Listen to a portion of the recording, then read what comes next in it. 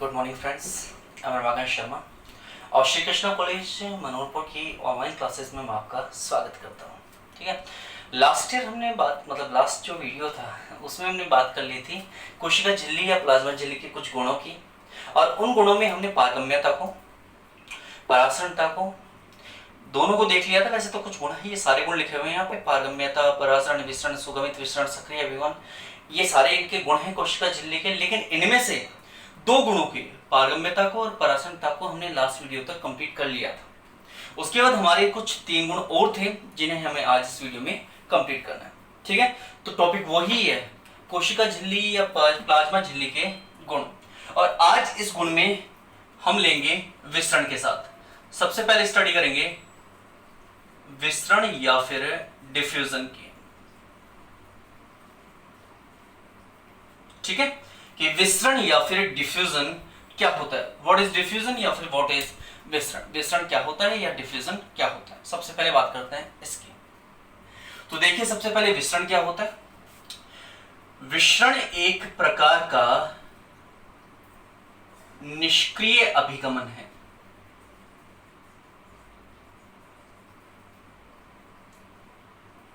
कैसा अभिगमन है, कैसा ट्रांसपोर्टेशन है, निष्क्रिय अभिगमन है। निष्क्रिय अभिगमन मतलब वह अभिगमन जिसके लिए ऊर्जा की आवश्यकता नहीं होगी, उस अभिगमन को निष्क्रिय अभिगमन कहते हैं। तो विसरण एक प्रकार का क्या है, निष्क्रिय अभिगमन, अर्थात इसमें ऊर्जा की आवश्यकता नहीं होगी। ठीक है, तो इसमें जो पदार्थ होंगे वो पदार्थ अपनी अधिक सांद्रता से कम सांद्रता की ओर गति करते हैं। किस तरफ से किस तरफ गति करेंगे, अधिक सांद्रता से कम सांद्रता की ओर गति करेंगे। कौन गति करेंगे, पदार्थ गति करेंगे। किसमें करेंगे, निष्क्रिय अभिगमन में। और इसी प्रकार के निष्क्रिय अभिगमन को क्या कहा जाता है, विसरण।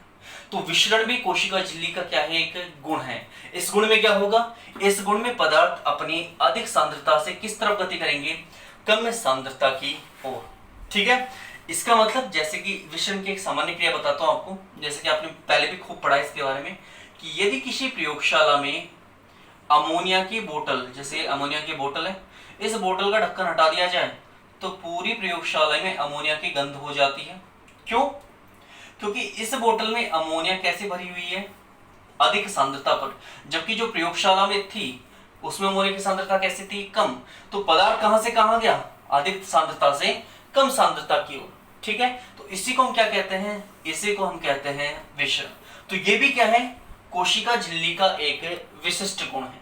ठीक है, उसके बाद बात करेंगे हम सुगमित विसरण की।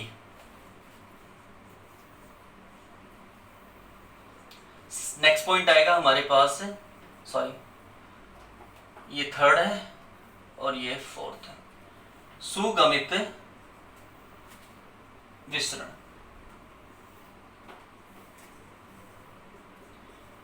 Facilitate diffusion.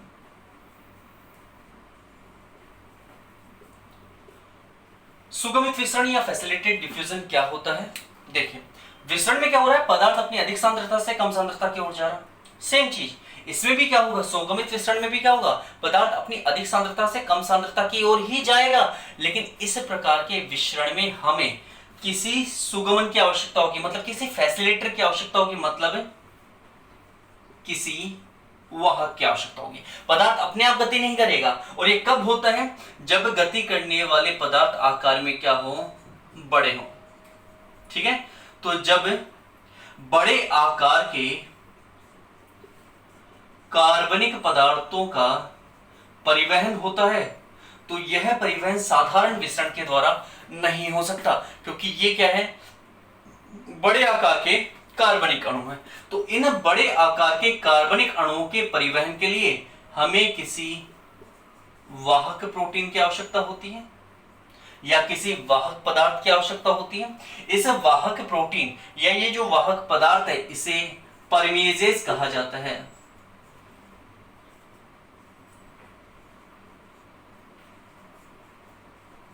इसे क्या कहा जाता है, परमेजेज। ठीक है, तो ये जो वाहक प्रोटीन है या ये जो परमेजेज है, ये बड़े आकार के कार्बनिक पदार्थों को या तो कोशिका के अंदर ले आते हैं या कोशिका के बाहर ले जाते हैं। ठीक है, या तो अंदर ले आते हैं या कोशिका के बाहर ले जाते हैं। और चूंकि इस क्रिया में वाहक प्रोटीन कार्य कर रहा है, और वाहक प्रोटीन किसके द्वारा कार्य करता है? ऊर्जा के द्वारा। तो एक प्रकार से ऊर्जा बंधित प्रक्रिया है, मतलब इसमें ऊर्जा का क्या होगा? उपयोग होगा। इस कारण से क्या कहा जाता है? सुगमित विसरण। विसरण में तो क्या होता है? बिना ऊर्जा के पदार्थ अपनी अधिक सांद्रता से कम सांद्रता की ओर जाते हैं, लेकिन ये जो पदार्थ होते हैं ये आकार में कैसे होते हैं? छोटे। जबकि सुगमित जो विसरण होता है उसमें बड़े आकार के कार्बनिक पदार्थों का परिवहन किया जाता है। अतः ये पदार्थ जो है ये सीधे ही ना तो कोशिका के अंदर आ सकते हैं और ना ही इन्हें सीधे ही कोशिका से बाहर निकाला जा सकता है। अतः इन्हें कोशिका में यदि परिवहित करना है तो वाहक प्रोटीन की या फिर परमेजेज की आवश्यकता होगी, और ये वाहक प्रोटीन या परमेजेज ऊर्जा के द्वारा पदार्थों को अंदर लाएंगे या पदार्थों को बाहर निकालेंगे। लेकिन इसमें भी पदार्थ अपनी अधिक सांद्रता से कहां जाएगा? कम सांद्रता की ओर। मतलब पदार्थों का परिवहन इसमें भी कहां से कहां होगा?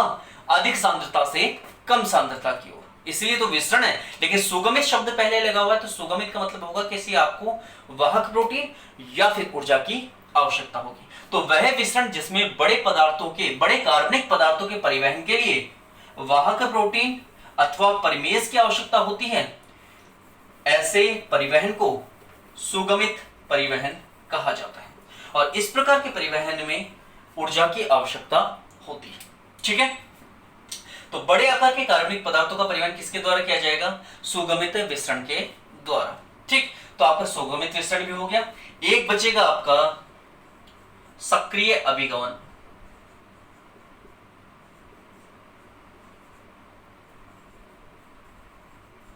सक्रिय अभिगमन, एक्टिव ट्रांसपोर्टेशन।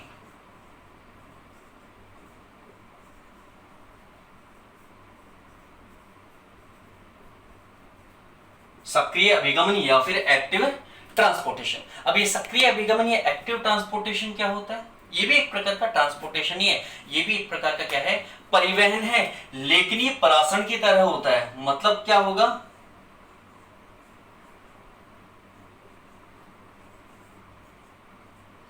इसमें किसी विलायक की बात नहीं कर रहे, इसमें हम सीधा क्या कहेंगे? पदार्थ। जब कोई पदार्थ अपनी कम सांद्रता से अधिक सांद्रता की ओर जाता है और अगर इस प्रकार के परिवहन में ऊर्जा की आवश्यकता होती है, तो यह परिवहन आपका कहलाता है सक्रिय अभिगमन। किससे कहेंगे सक्रिय अभिगमन? वह अभिगमन जिसमें पदार्थ अपनी कम सांद्रता से अधिक सांद्रता की ओर जाएगा, और इस प्रकार के परिवहन में यदि ऊर्जा की आवश्यकता होती है तो यह परिवहन यह अभिगमन सक्रिय अभिगमन कहलाता है। ठीक है, सक्रिय अभिगमन में मुख्य रूप से कोशिका झिल्ली से संबंधित दो तरह के पंप काम करते हैं। एक पंप को कहा जाता है सोडियम पंप और एक पंप को कहा जाता है पोटेशियम पंप। ठीक है, तो यहां पर दो तरह के क्या कार्य कर रहे हैं? पंप कार्य कर रहे हैं। पहले का नाम क्या है? सोडियम पंप, और दूसरे का नाम है पोटेशियम पंप। अब ये कैसे काम करते हैं उसको एक एग्जांपल के साथ एक्सप्लेन करते हैं। ठीक, देखिए सामने मान लीजिए हमारे पास कोई कोशिका है। इस कोशिका में क्या हो रहा है? सक्रिय अभिगमन, और किसका हो रहा है? सोडियम आयन का। किसका हो रहा है? सोडियम आयन का। तो कोशिका के बाहर क्या थे? सोडियम आयन बहुत ज्यादा मात्रा में थे। यहां पर सोडियम आयन की सांद्रता कैसी थी? बहुत ज्यादा थी। किसकी तुलना में? कोशिका की तुलना में। कोशिका में सोडियम आयन की सांद्रता कैसी है? अंदर की तरफ कम है। बाहर सांद्रता कैसी है? ज्यादा है। ठीक है, उसके बाद सामान्य क्या हुआ? सामान्य प्रकार का परिवहन हुआ। सामान्य परिवहन के फलस्वरूप सोडियम जो है वो चले गए कोशिका के अंदर। जितने भी सोडियम थे वो कोशिका के अंदर जाने का क्या करेंगे? प्रयास करेंगे। अब जितनी कोशिका को आवश्यकता थी सोडियम की, उतने कोशिका के अंदर क्या आ गए? सोडियम आ गए। लेकिन अभी भी सांद्रता कम है। किसकी तुलना में? बाहर की तुलना में। बाहर अभी भी सोडियम आयन की सांद्रता क्या है? ज्यादा है। लेकिन जितना सफिशिएंट चाहिए था कोशिका को, जितनी पर्याप्त मात्रा में सोडियम की आवश्यकता थी, वो सोडियम अंदर आ चुके हैं। लेकिन फिर भी अंदर सांद्रता कम है, बाहर सांद्रता क्या है? ज्यादा है। तो अब क्या होगा, कोशिका क्या करेगी, बाहर से आने वाले सोडियम को रोकेगी कि अब और ज्यादा सोडियम कोशिका के अंदर ना आए। उसको ये क्या करेगी, रोकने का प्रयास करेगी, रोकेगी उस चीज को। तो रोकने के लिए क्या करेगी, रोकने के लिए एक विशेष प्रकार का दाब उत्पन्न करेगी। उस दाब के फलस्वरूप क्या होगा, अब सोडियम का परिवहन क्या हो जाएगा, बंद हो जाएगा। यह परिवहन जब बंद हो रहा है, जिस दाब के फलस्वरूप बंद हो रहा है, वह दाब जिस क्रिया के द्वारा दर्शाया जाता है उसे सक्रिय अभिगमन कहते हैं। तो इसमें क्या होगा वो देखिए, यहां सोडियम की सांद्रता क्या है, अभी भी कम है, पर्याप्त मात्रा होने के बाद भी क्या है, कम, किसकी तुलना में, बाहर की तुलना में। तब क्या करेगी कोशिका, कुछ सोडियम आयन को कम सांद्रता से अधिक सांद्रता की ओर क्या करवाएगी, गति करवाएगी। यानी कि इस बार सोडियम कहां आ रहे हैं, कम सांद्रता से अधिक सांद्रता की ओर। यानी कि ये सांद्रता प्रवणता के विपरीत गति कर रहे हैं, करना चाहिए था अधिक से कम की ओर, लेकिन ये सांद्रता प्रवणता के विपरीत गति कर रहे हैं कि कम से अधिक की ओर गति कर रहे हैं। जैसे ये कम से अधिक की ओर गति करेंगे तो इनके कारण क्या उत्पन्न होगा, एक विशेष प्रकार का दाब, और इस दाब के कारण अब और जो सोडियम आयन है वो अंदर नहीं जा पाएंगे। ठीक है, तो यहां पर क्या हुआ, कोशिका के द्वारा सोडियम आयन को कहां से कहां प्रेक्षित किया गया, कम सांद्रता से अधिक सांद्रता की ओर, मतलब कहां से कहां भेजा गया, कम सांद्रता से अधिक सांद्रता की ओर। चूंकि यहां पर कम सांद्रता से अधिक सांद्रता की ओर भेजा गया है, जिसमें ऊर्जा की भी आवश्यकता थी, तो इस प्रकार के परिवहन को हम क्या कहते हैं, सक्रिय अभिगम। क्या कहेंगे, एक्टिव ट्रांसपोर्टेशन या फिर सक्रिय अभिगम। तो इस प्रकार के अभिगमन में पदार्थ अपनी कम सांद्रता से अधिक सांद्रता की ओर ही जाता है, जिसमें ऊर्जा की क्या होगी, आवश्यकता होगी। तो इस प्रकार का परिवहन क्या कहलाएगा, आपका सक्रिय परिवहन। तो ये भी सक्रिय परिवहन या सक्रिय अभिगमन, तो ये भी क्या है, कोशिका के गुण है, पारगम्यता और परासरण के समान। ठीक है, तो यहां हमने कोशिका से संबंधित कुछ गुण देखे, जिनमें हमने पारगम्यता देखी, परासरण देखे, विसरण देखे, सुगमित विसरण देखे, सक्रिय अभिगमन देखे। इसके अलावा हमने और भी कुछ चीजें देखी थी, जैसे कि एक्सोसाइटोसिस बाहर निकलना, एंडोसाइटोसिस कोशिका के अंदर लेना, फैगोसाइटोसिस ठोस पदार्थ को लेना, और पिनोसाइटोसिस द्रव पदार्थ को ग्रहण करना। ठीक है, ये भी हमने कुछ चीज देखी थी पिछले वीडियो में। एक बार दोबारा इस चीज को मैं आपको समझा देता हूं, उसके बाद हमारे गुण हो जाएंगे समाप्त। ठीक है, तो कोशिका में मुख्य रूप से जब पदार्थों को ग्रहण किया जाता है तब उस क्रिया को कहते हैं एंडोसाइटोसिस। जब किसी कोशिका के द्वारा पदार्थों को ग्रहण किया जाता है तो उसे क्या कहते हैं, एंडोसाइटोसिस। और अगर पदार्थों को बाहर निकाला जाएगा तो उसे कहा जाएगा एक्सोसाइटोसिस। अब ये जो एंडोसाइटोसिस है, अंतर्ग्रहण जो है, ये दो प्रकार का हो सकता है। या तो ये हो सकता है फैगोसाइटोसिस, या ये हो सकता है पिनोसाइटोसिस। अगर कोई कोशिका ठोस पदार्थों को ग्रहण कर रही है तब तो ये कहलाएगा फैगोसाइटोसिस, इसके द्वारा सॉलिड या ठोस पदार्थों को ग्रहण किया जाता है। लेकिन अगर कोई द्रव पदार्थ कोशिका के अंदर जा रहा है तो उसे क्या कहेंगे, पिनोसाइटोसिस। तो ये दोनों क्या कहलाता है, एंडोसाइटोसिस मतलब अंतर्ग्रहण, और पदार्थों को बाहर निकालना क्या कहलाता है, एक्सोसाइटोसिस। ठीक है, तो आपके हो गए कोशिका झिल्ली के गुण समाप्त। आज हमने देखे विसरण, निष्क्रिय अभिगमन है, ऊर्जा की आवश्यकता नहीं होगा, पदार्थ अधिक सांद्रता से कहां जाएगा, कम सांद्रता की ओर, लेकिन इनके द्वारा सिर्फ और सिर्फ छोटे पदार्थों का क्या किया जाएगा, अभिगमन।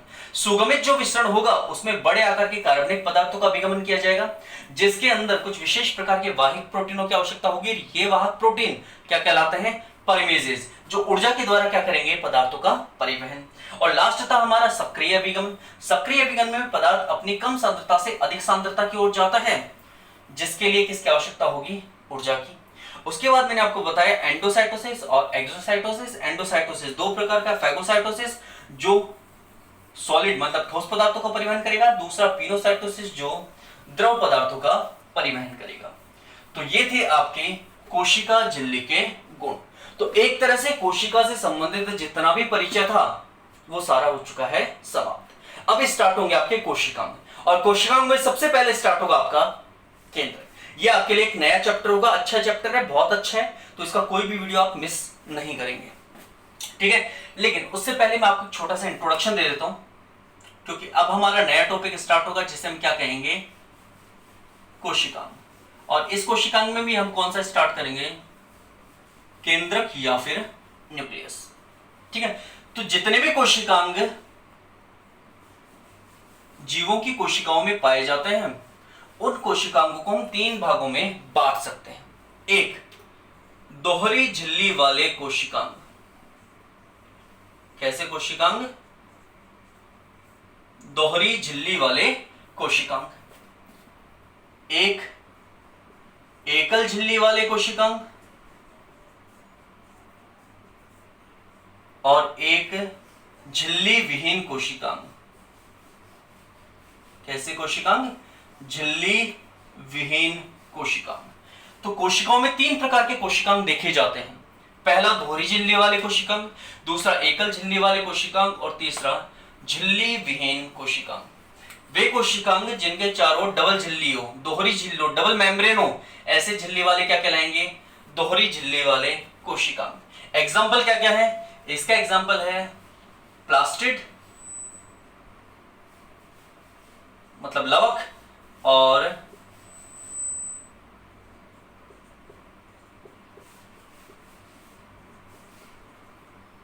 माइटोकॉन्ड्रिया। ये 2 एग्जांपल किसके हैं? दोहरी झिल्ली वाले कोशिकांगों की। अगर एकल झिल्ली वाले कोशिकांगों की बात की जाए तो इसको एक बार झिल्ली विहीन के बाद देखेंगे। पहले देखते हैं झिल्ली विहीन कोशिकांग कौन से। तो झिल्ली विहीन कोशिकांग है राइबोसोम और सेंट्रोसोम। सेंट्रोसोम को तारक काय भी कहा जाता है। ये दोनों हैं झिल्ली विहीन कोशिकांग। अब जितने भी बच गए वो सारे के सारे क्या हैं? एकल झिल्ली वाले कोशिकांग, जैसे कि अंतःप्रद्वय जालिका एंडोप्लाज्मिक रेटिकुलम, जैसे कि लाइसोसोम। कुछ टीचर्स के अनुसार लाइसोसोम में 2 झिल्लियां पाई जाती है, मतलब दोहरे झिल्ली से बना हुआ कोशिकांग है। लेकिन ध्यान रखना दोहरी झिल्लियां नहीं है, 2 तरह के क्षेत्र हैं, एक आउटर है एक इनर क्षेत्र है। एक थोड़ा सा डेंस जोन है और एक कम डेंस जोन है, मतलब गहरा क्षेत्र और कम गहरा क्षेत्र, ऐसा है। झिल्ली नहीं है वो। ठीक है, तो अंतःप्रद्वय जालिका, लाइसोसोम, गोल्जिको, ये जितनी भी संरचनाएं, मतलब इन कोशिकांगों के अलावा जितने भी बच गए वो सारे के सारे कैसे हैं? वो हैं एकल झिल्ली वाले कोशिकांग। ठीक है, तो यहां पर दोहरी झिल्ली वाले, एकल झिल्ली वाले और झिल्ली विहीन कोशिकांगों के बारे में बताया गया। रिक्तिका भी कैसी है? एकल झिल्ली वाली संरचना है। ठीक है, जिसके झिल्ली को टोनोप्लास्ट कहा जाता है। ये मैं पहले ही बता चुका हूं आपको। इसकी झिल्ली को क्या कहते हैं? टोनोप्लास्ट। ठीक है, अब आप कहोगे सर इसके अंदर 2 चीजें नहीं ली आपने, 2 चीजों के नाम नहीं लिए। एक तो आपने केंद्रक का नाम नहीं लिया, ये भी दोहरी झिल्ली वाला है, और एक आपने केंद्रिका का नाम नहीं लिया। ये केंद्रिका जो है ये झिल्ली विहीन है। तो ध्यान रखिएगा ये कोशिका के नियंत्रण केंद्र है। ठीक है, माना एक तरह के कोशिकांग ही हैं, लेकिन ये क्या है? कोशिकांगों के नियंत्रण केंद्र है, इसलिए इन्हें कोशिकांगों के साथ नहीं पढ़ा जाता, इन्हें अलग से पढ़ा जाता है। इसलिए सबसे पहले इन्हीं को स्टार्ट कर रहे हैं हम। अगर कोशिकांगों को जब स्टार्ट करेंगे तो सबसे पहले माइटोकॉन्ड्रिया से या किसी और चीज से स्टार्ट करेंगे, लेकिन चूंकि हम केंद्र को पहले पढ़ रहे हैं तो ये नियंत्रण केंद्र के रूप में पढ़ रहे हैं, इसलिए इन्हें कोशिकांगों के साथ सम्मिलित नहीं करेंगे। इसलिए ध्यान रखना कि हमारे पास कोशिकांग ये जो सामने लिखे हुए यही है, और इनमें भी याद रखने का अगर तरीका बताया जाए तो दोहरी झिल्ली वाले जो कोशिकांग है उन्हें आप याद रख सकते हैं पीएम के द्वारा। पी मतलब प्लास्टिड, एम मतलब माइटोकॉन्ड्रिया। झिल्ली विहीन कोशिकांगों को याद रखने का तरीका आरसी, गाड़ी में आरसी होती है वो वाली आरसी। आर मतलब राइबोसोम, सी मतलब सेंट्रोसोम। अब जितने भी बच गए वो सारे के सारे क्या हैं? एकल झिल्ली वाले कोशिकांग। ठीक है, तो ये था कोशिकांग। और कोशिकांगों की परिभाषा क्या है? कोशिका में पाए जाने वाले छोटे छोटे अंगक क्या कहलाते हैं? कोशिकांग। कोशिकांग 2 शब्दों से बना है, कोशिका प्लस अंग, मतलब कि अंगक। अंग तो बड़ी संरचना हो जाती है, अंगक छोटी संरचना है। तो कोशिका में पाए जाने वाले अंगक या छोटी छोटी संरचनाएं जो कोशिका के विभिन्न कार्यों का संपादन करते हैं उन्हें कोशिकांग कहते हैं। ठीक है, तो ये था हमारे कोशिकांग। और अब हम स्टार्ट करेंगे केंद्र की स्थिति, केंद्र की खोज, केंद्र का परिचय, उसकी संरचना, उसकी कार्य, सब कुछ। ठीक है, तो हमारा जो नेक्स्ट टॉपिक होगा वो होगा हमारा केंद्रक।